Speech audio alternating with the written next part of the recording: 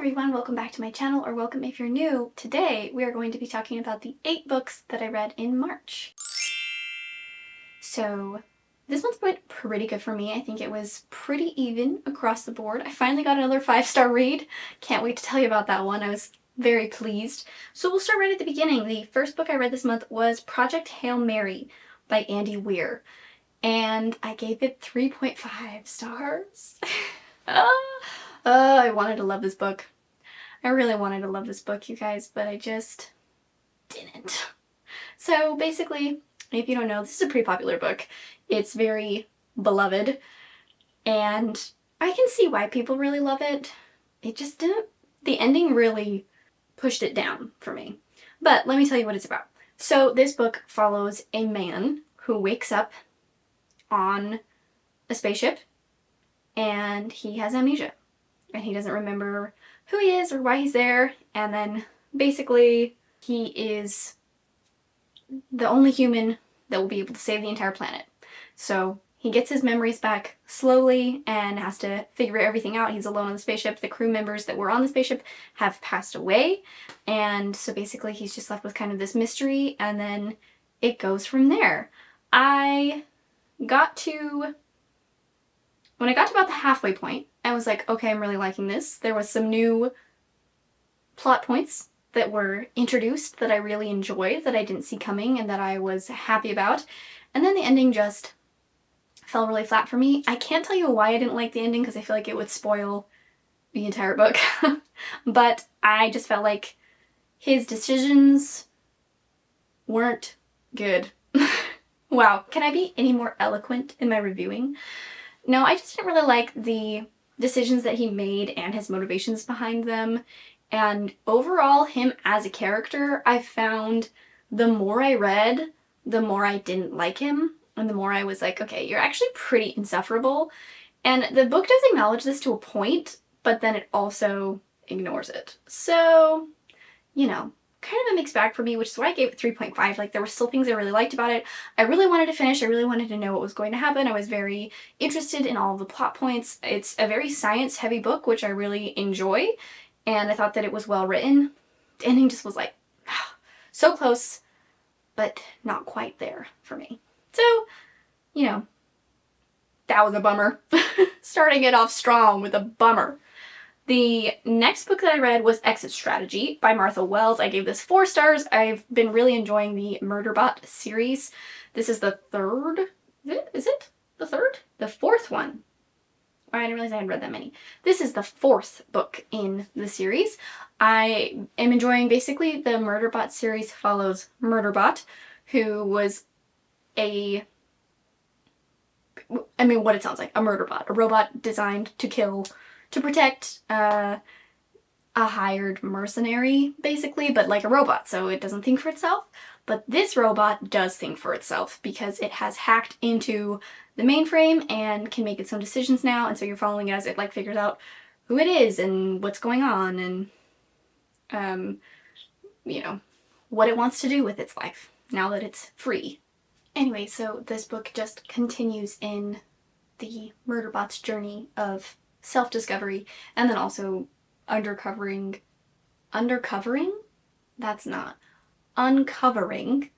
a larger mystery political conspiracy type thing. So I'm really enjoying those. The next one that I read was Home, Habitat, Range, Niche, Territory by Martha Wells. It is a very short story that goes in between the 4th and 5th book, and I gave that one 4 stars. It's like 30 pages long, if that. So it's very short. It's just like from another character's perspective, which I thought was cool. I actually mentioned it in my reading vlog that I recently did, where I said I had too many books from the library, so the next couple ones I mentioned in that vlog. You can check that out if you want more in-depth reviews, as well as my like thoughts throughout the book. But throughout the books, there were a couple of them in that one. But it was very fun, very successful, I think. The next book was my next amazing 5-star of the year. If you don't know, if you haven't been around, I've only had 1 5-star this year, besides this one.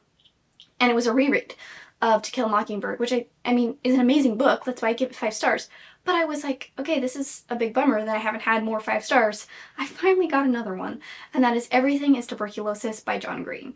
This is a nonfiction book, and it basically goes over the history of tuberculosis as well as the state of tuberculosis now throughout the world, how it is a totally curable and treatable disease, and yet millions of people die every single year from tuberculosis still.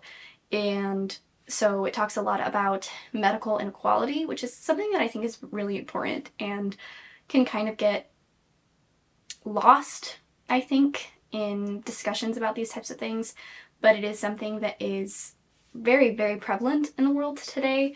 And this book partially follows the story of a young man from Sierra Leone who has tuberculosis and his family, and then also just goes over, like I said, history, development of medications, as well as like the current standings of tuberculosis. I found this book very, very interesting. I learned a lot of new things, and it made me think deeply. So that's why I gave it 5 stars. I really enjoyed that one. The next book that I read was Ducks, 2 Years in the Oil Sands by Kate Beaton. This is a graphic novel, and it follows the author, Kate, in her times working in the oil sands in Alberta, Canada, and basically talks about how a lot of people end up going there for work because it's steady work that pays a lot. She personally went there so that she could pay off her student loan debt, and it just kind of documents her time living there, being harassed and assaulted, and the good and the bad times working in the oil sands, and how it is kind of, I don't know, where a lot of people just kind of end up. And so I found it very interesting. I gave it 4 stars. The art in it was really cool, and I'm trying to get more into graphic novels because the ones that I've read I've overall really enjoyed. So if you have any graphic novel recommendations, let me know. I tend to want to read more cozy. Just, that's more of my vibe, I think. But just tell me what your favorite graphic novel is.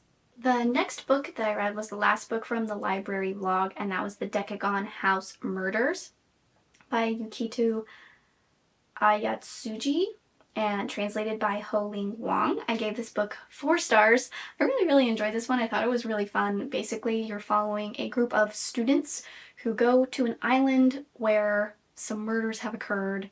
They're part of this like murder mystery club.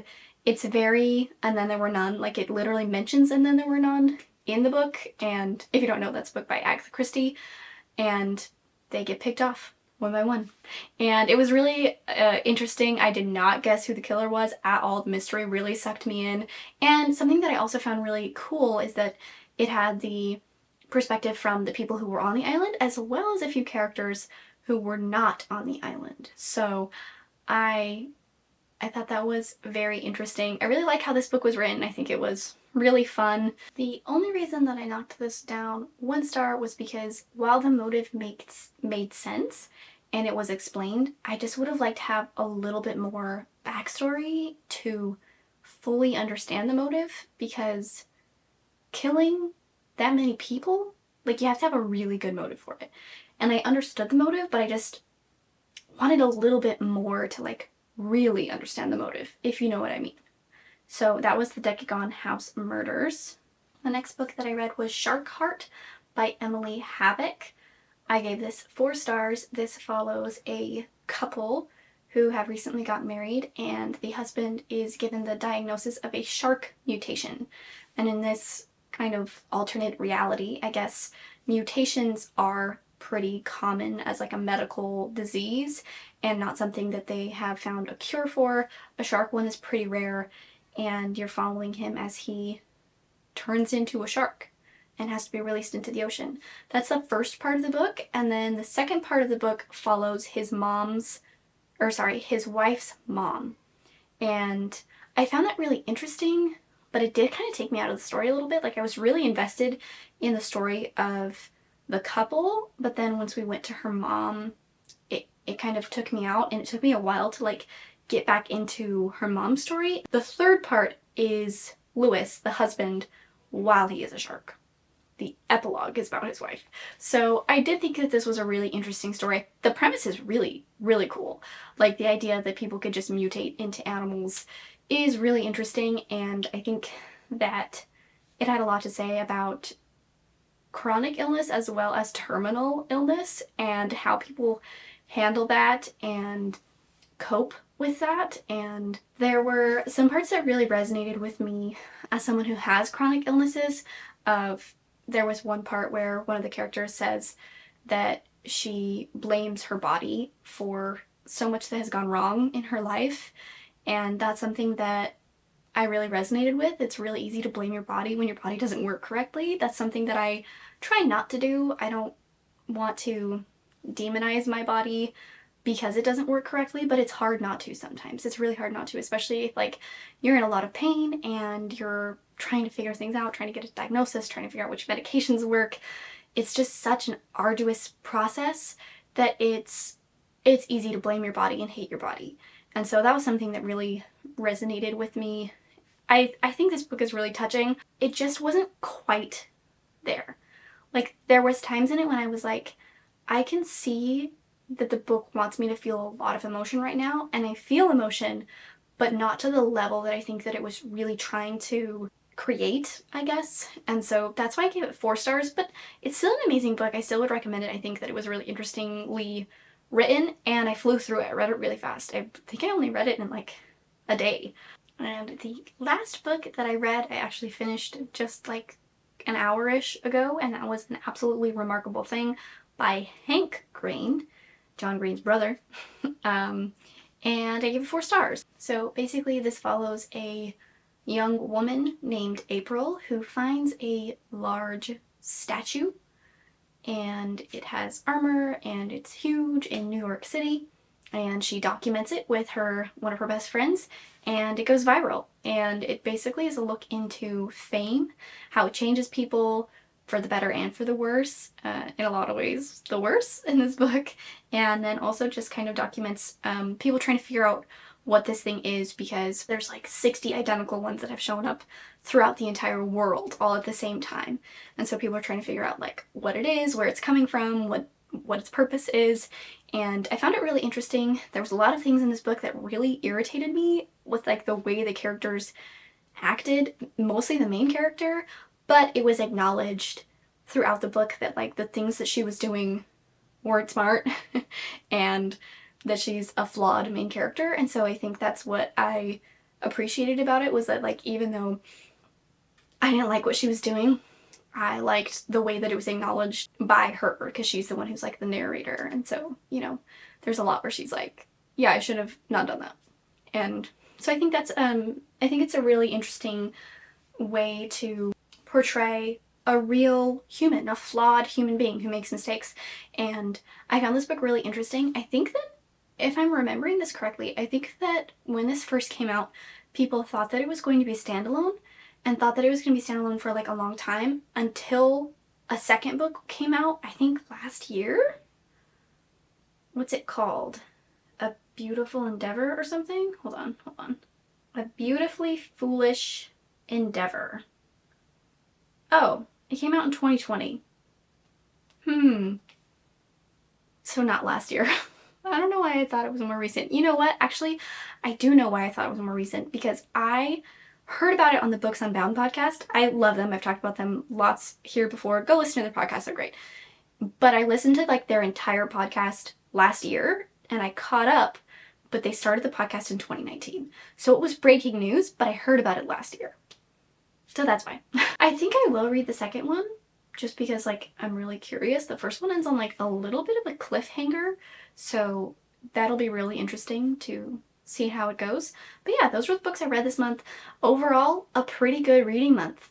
A lot of 4 stars, and finally a 5 star. Hallelujah. Hallelujah. Oh, there's a big bird. What is that? Is that a hawk? Is that a bald eagle?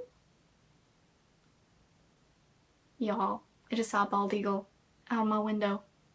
How exciting. I love living here. There's lots of birds on my property, and it just fills me with so much joy because I love birds and I love seeing birds. And so every time I see a bird, I'm like, oh, bird.